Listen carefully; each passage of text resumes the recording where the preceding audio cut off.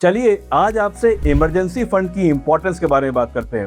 अपने current expenses के लिए पैसा खर्च करना और फ्यूचर एक्सपेंसेस के लिए पैसा बचाना और इन्वेस्ट करना सभी लोग चाहते हैं, लेकिन एक चीज इग्नोर कर देते हैं और वह है इमरजेंसी फंड। सच बात तो यह है कि इमरजेंसी फंड तब आपके लिए वरदान सिद्ध होता है जब आपके फाइनेंशियल लाइफ की सबसे बड़ी टेंशन आपके सामने होती है, जैसे अनएक्सपेक्टेड एक्सपेंसेस का बढ़ जाना या इनकम रिसोर्सेज का खत्म या कम हो जाना।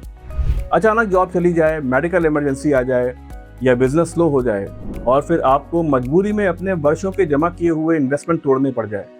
यहीं पे इमरजेंसी फंड काम आता है। इमरजेंसी फंड का मतलब मेंटल पीस क्रिएट करना होता है। अब सवाल आता है कि इमरजेंसी फंड कितना होना चाहिए।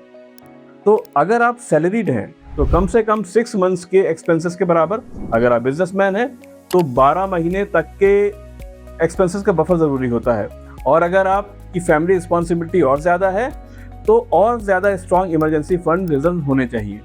अब एक इम्पॉर्टेंट मिस्टेक, इमरजेंसी फंड को किसी रिस्की इंस्ट्रूमेंट जैसे स्टॉक मार्केट या इक्विटी म्यूचुअल फंड में इन्वेस्टमेंट नहीं करना चाहिए। इमरजेंसी फंड सेफ और लिक्विड होने चाहिए सो दैट हमेशा उसकी ईजी अवेलेबिलिटी बनी रहे। इसीलिए उसे अच्छे liquid mutual fund, saving accounts जैसे सेफर ऑप्शन में रखिए।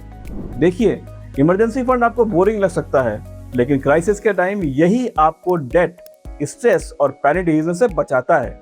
इंश्योरेंस और इन्वेस्टमेंट्स इंपॉर्टेंट है, लेकिन उन दोनों के बीच का ब्रिज होता है इमरजेंसी फंड। वैसे आपने इमरजेंसी फंड बना रखा है या अभी भी देख लेंगे मोड में हो? कमेंट में जरूर बताइए।